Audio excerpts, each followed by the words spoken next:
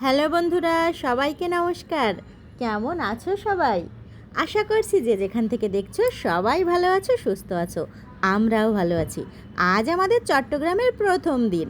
সকাল সকাল এসে পড়েছিলাম বটে, তবে একটা লম্বা ঘুম দিয়ে বাজিয়েছি দুপুর 12:30। বোঝো কাণ্ড। সারা রাত বাস জার্নিতে এতটা ধকল গেছে যে সকালবেলা আর তাড়াতাড়ি ঘুম থেকে উঠতেই পারেনি। যাই হোক, 12:30 নাগাদ উঠে ফ্রেশ হয়ে সুন্দর করে একটা শাওয়ার নিয়ে এবার আবার বেরিয়ে পড়েছি সামনের মন্দিরের উদ্দেশ্যে। আমরা যাচ্ছি চট্টেশ্বরী মন্দিরে। এই চট্টেশ্বরী মন্দিরটা খুবই বিখ্যাত। এটা মা কালীর মন্দির। তো চলো সবাই মিলে সুন্দরভাবে রাস্তাটা পার হই এবং পৌঁছে যাই মন্দিরে। কেন বলো তো? কারণ আমাদের মাসির বাসার একেবারে অপোজিটেই এই মন্দিরটি অবস্থিত। কোনো কারণে যদি বাসের ঠিকানা ভুলেও যাই, মন্দিরের ঠিকানাটা আর ভুলবো না বলো। এই কারণে এখানে একবার যে আসবে তার সারা জীবন মনে থাকবে লোকেশানটা। তাহলে চলো কিছু প্রসাদ কিনে নেওয়া যাক, মানে এই নৈবেদ্য ফল টল এইগুলো নিয়ে যাব মন্দিরে, সেটাই ভাবছিলাম। তবে দুপুরবেলা পূজা প্রায় শেষ, সেই কারণে এগুলো আর নেওয়া হয়নি। নিয়েছি একটা ধূপকাঠি এবং একটা আগরবাতি। তো চলো, সরি, মোমবাতি।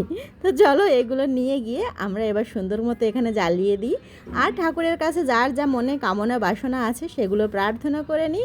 যার যার মতো করে। ঠাকুর তো সবার কথাই শোনে, কেউ যেন আবার বিপরীত প্রার্থনা না করে বসেন লম্বা একটা প্রণাম করতে গিয়ে।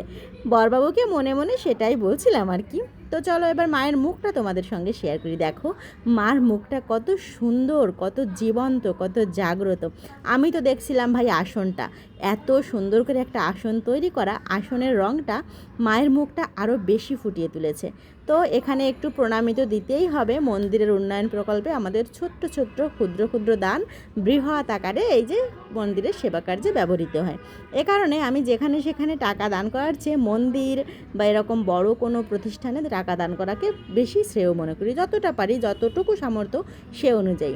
তো মায়েরও একটু আরতি করে নিলাম এবং মন খুলে প্রাণ ভরে প্রণাম করে নিলাম। আর সেই সঙ্গে আমার কপালে মায়ের পায়ের সিঁদুরও উঠিয়ে নিলাম আমার বরবাবুর হাত থেকে।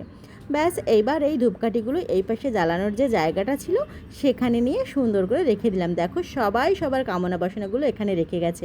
দেখছো তো এই মায়ের সামনে কতগুলো দড়ি বাঁধা, এগুলো কিন্তু মানুষের মনের প্রার্থনা। অনেক কিছু প্রার্থনা করে তার প্রার্থনা পূরণের আশায় মানুষ বেঁধে রেখে যায় এবং পরবর্তীতে যখন আসে তখন পূজা দিয়ে এই দড়িগুলো খুলে দিয়ে যায়। তো যাই হোক, আমরাও সেখান থেকে এসে এবার সবাই মিলে চলে গেলাম সামনে থাকা এই যে ভোলানাথের শিবলিঙ্গের সামনে। দেখো এই ছবিটা কত সুন্দর, হ্যান্ড পেইন্টিং।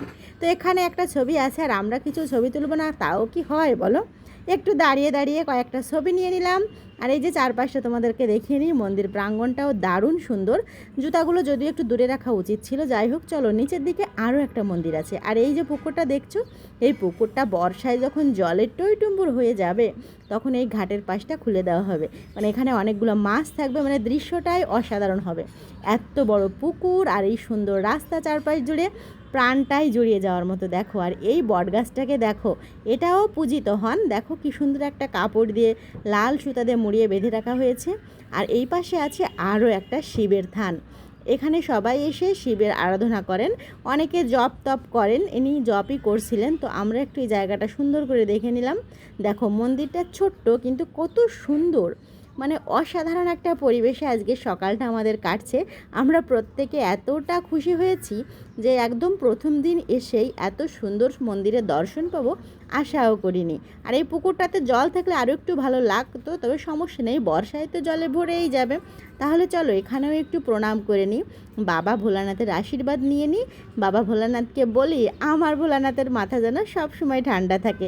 সেভাবেই প্রার্থনা করে সবার জন্য, সমাজ, সংসার, আত্মীয় স্বজন সব কিছুর জন্য প্রার্থনা করে ঠাকুরকে একটু প্রণাম করে নিলাম এবং রওনা দিলাম পরবর্তী মন্দিরের উদ্দেশ্যে। ওই যে দেখতে পাচ্ছ মন্দিরের চূড়া, এটা হচ্ছে কৃষ্ণ মন্দির। প্রথমে আমরা গিয়েছিলাম চট্টেশ্বরী কালী মন্দিরে, এবার যাচ্ছি পাশেই কৃষ্ণ মন্দিরে।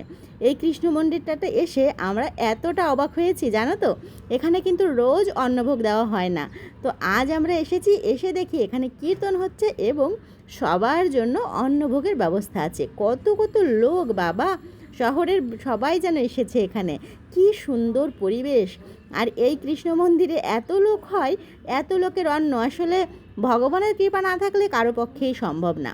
এই যে দেখতে পাচ্ছ একটা বিল্ডিং দেখা যাচ্ছে অদূরে, ওই বিল্ডিংয়েই যাদের বাসা তাদেরই নিয়ন্ত্রণাধীন, মানে এটা ব্যক্তিগত কৃষ্ণ মন্দির। শ্রী শ্রী চৈতন্য মহাপ্রভুর 14তম বংশধর এই মন্দিরটির ভিত্তি স্থাপন করেন এবং এই মন্দিরটি একটি পারিবারিক কৃষ্ণ মন্দিরও বলা যায়। শ্রী কৃষ্ণানন্দ মঠ খুবই সুন্দর মনোরম পরিবেশে, এবং দেখো কতগুলা ভোগ দেওয়া হয়েছে, আমি তো অবাক হয়ে গেছি। এতগুলা ভোগের থালি প্রত্যেকের নাম অনুযায়ী আলাদা আলাদা করে গুছিয়ে দেওয়া একটা পরিবারের পক্ষে সম্ভব? আসলেই সম্ভব, ঠাকুরের আশীর্বাদ থাকলে কি না সম্ভব বলো। এই যে এনারা কত সুন্দর আয়োজনে বাড়িতেই একটা কৃষ্ণ মন্দির প্রতিষ্ঠা করে ভক্তর সেবা দিচ্ছেন, কত কত ভক্ত এসে কৃষ্ণ প্রসাদ পাচ্ছে, এমন দৃশ্য দেখার ভাগ্যও আলাদা লাগে। তো চলো আমরা চারপাশটা একটু ঘুরে ঘুরে দেখি, খেতে হবে আমাদেরও। এই যে এই মাতাজি হচ্ছেন এই বাড়িরই বর্তমান সেবাদাসী যাকে বলে, ইনি নিজের হাতে ভক্তদের সামনে থেকে এই যে উচ্ছিষ্ট পরিষ্কার করে দিচ্ছেন। আর আমরা এখন সবাই মিলে প্রসাদ পাওয়ার উদ্দেশ্যে বসে পড়েছি। আর এই যে এনাদের ঘর, একদম ঘরের সঙ্গেই মন্দিরটা। অনেক ঠাকুরের কৃপা না থাকলে নিজের বাড়িতে এত সুন্দর মন্দির স্থাপন করা আসলেই সম্ভব হয় না। যাই হোক, চলো এবার খাওয়া দাওয়াটা শুরু করি।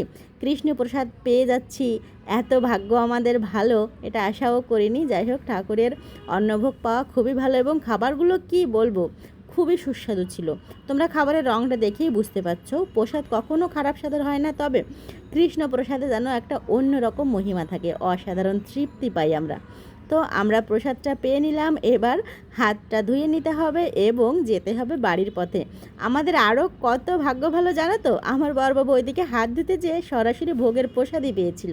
আমরা সবাই সেটা শেয়ার করে খেয়েছি। এখন বাসায় যাচ্ছি, তোমরা ভালো থেকো, বাই।